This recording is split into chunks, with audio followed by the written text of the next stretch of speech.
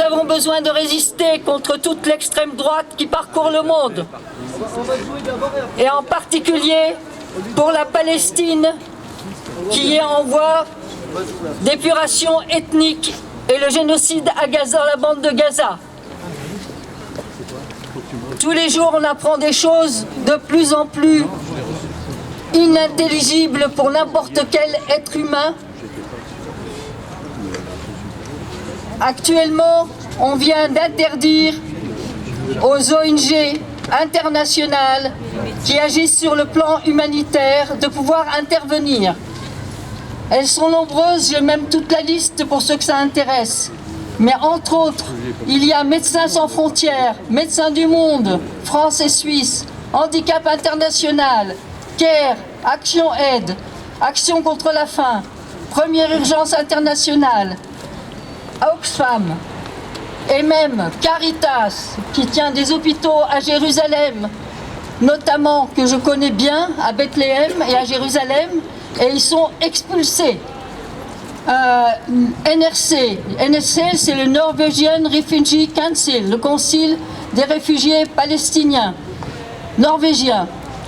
Voilà, toutes des grandes structures qui font un travail énorme sur le plan des droits humains et sur le plan de l'éducation, de la santé, sont expulsés, pas seulement de la bande de Gaza, mais aussi de toute la Cisjordanie et de Jérusalem-Est, dont ils ont fermé les bureaux.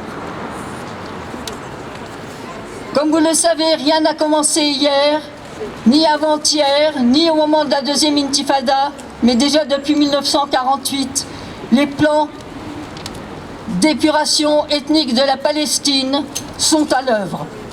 Le village de Yanoun, qui fait partie de la commune qui était autonome en tant que commune, avait été vidé de ses habitants en 2002. Et c'est grâce aux internationaux et à Ta'ayush, qui est une association israélo-palestinienne qui veut dire vivre ensemble, que les habitants ont pu réintégrer le village. Ensuite, il y a eu sans cesse les internationaux. Nous avons fait partie d'une mission dans la campagne civile internationale pour la protection du peuple palestinien, Jean-Claude et moi-même, avec d'autres personnes ici qui sont venues plus tard, comme Annick et Serge, qui ont été là-bas aussi, pour garder et protéger le village. Ce hameau s'est vu ensuite, grâce à l'aide internationale, les Belges ont fait amener l'électricité, parce que jusque-là, il y avait un générateur électrique qui était en permanence détruit de façon récidivante par les colons. Ce village a une très bonne source, c'est pour ça qu'il est convoité. Les colons venaient faire baigner leurs chiens dans la source pour la polluer, alors que c'était leur seule source d'eau potable. Et depuis, donc il y a eu l'électrification, la permanence internationale, mais pendant ce temps-là, les colons des collines qui descendaient de plus en plus sur les terrains et qui attaquaient les villageois, parce qu'il y a quand même eu des gens éborgnés, un berger de 80 ans qui a été éborgné dans le village. Nous en avons tiré d'ailleurs un documentaire, Jean-Claude et moi-même. On a fait un qui s'appelle Yanoun. Rien n'a commencé ni en 2000, ça a commencé déjà avant 2000. Et depuis, ce qui se passe, c'est que les colons, ils ont entouré tout le village, tout autour des collines. Ils ont continué à descendre et à attaquer. Et actuellement, ils viennent de vider le village à nouveau. Comme vous le savez, les internationaux sont de plus en plus ciblés et ne peuvent plus être présents comme nous l'étions pendant la deuxième intifada. Le collectif Agir héberge depuis 10 ans à Aix-en-Provence des demandeurs d'asile et les accompagne tout le long de leur parcours. Ce livre, Compagnons d'exil, est une œuvre collective née de la rencontre des équipes de bénévoles de ce collectif avec des réfugiés. Parmi eux, il y a Raed Issa. C'est un artiste palestinien de renommée internationale, fondateur du groupe et de la galerie d'art contemporain El Tika à Gaza, actuellement en résidence à l'École supérieure d'art à Aix-en-Provence, dans le cadre du programme PAUSE qui accueille en France des artistes et universitaires en danger. Et Raed Issa a écrit ce texte. Gaza, Gaza, ma belle ville surplombant la mer, est le berceau de mes souvenirs éternels. Elle abrite ma maison que j'aime, au 6e étage avec une vue magique. À l'est, nos villes occupées et leurs arbres verdoyants se dressent avec le soleil matinal.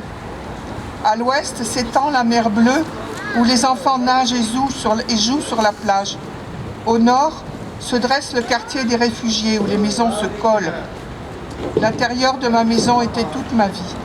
Ses murs étaient décorés de mes tableaux. Chaque recoin racontait une histoire. Chaque recoin racontait un souvenir. Et à ces fenêtres pendaient mes petites plantes, des roses et des cactus que j'arrosais chaque soir, donnant vie et beauté à la maison. Quand le danger a frappé, nous avons dû partir pour protéger nos enfants et nous-mêmes. Quelques instants avant de partir, je me suis dressée auprès de mes plantes. Je leur ai donné une dernière goutte d'eau et je les ai regardées une dernière fois.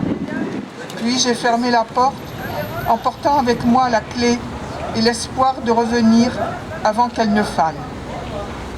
Mais le déplacement fut long et à notre retour, la maison, les fleurs, les cactus et tous les souvenirs n'étaient plus qu'un amas de décombres. Malgré tout, la clé est toujours dans ma poche. Je la préserve comme symbole du rêve et de l'espoir de retour pour reconstruire ma maison et tout ce que la machine de guerre barbare a détruit. Toute une série, il y a une trentaine de récits et témoignages depuis Gaza qui ont été écrits depuis 2 ans par des habitants de Gaza et qui ont été envoyés un peu partout dans le monde et qui ont été traduits pour le français par Souad Labise, qui est une écrivaine franco-algérienne, et par Nadia Leila Aissaoui. C'est publié par l'Institut des études palestiniennes.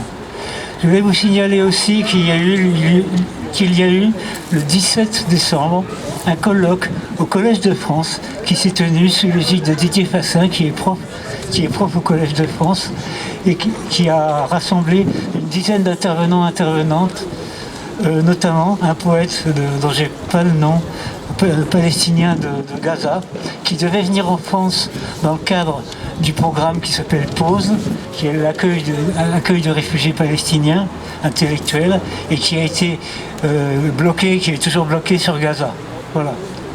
Je voulais amener une bonne nouvelle, c'est la poétesse gazaoui Hala Naem Ali Al-Karawi qui a obtenu du comité de direction du programme PAUSE du Collège de France l'acceptation de sa candidature pour venir en France.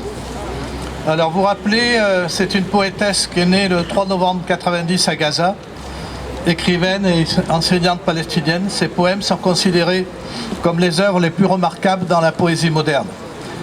Elle a obtenu son doctorat en littérature arabe en 2022 à l'Université islamique de Gaza, dont la thèse portait sur une étude sémiologique des miroirs d'Adonis. Elle a perdu tragiquement ses 4 enfants à Ran Younes lors d'un bombardement israélien de décembre 2023. On leur avait dit de fuir vers là-bas et c'est là-bas qu'ils ont été bombardés. Pour qu'un enfant, quelque part à Gaza, puisse voir ce cerf-volant, mon cerf-volant à moi, que vous aurez façonné, qui volera là-haut, bien haut, et que l'enfant puisse un instant penser qu'il s'agit là d'un ange, revenu lui apporter de l'amour. S'il est écrit que je dois mourir, alors que ma mort apporte l'espoir, que ma mort devienne une histoire.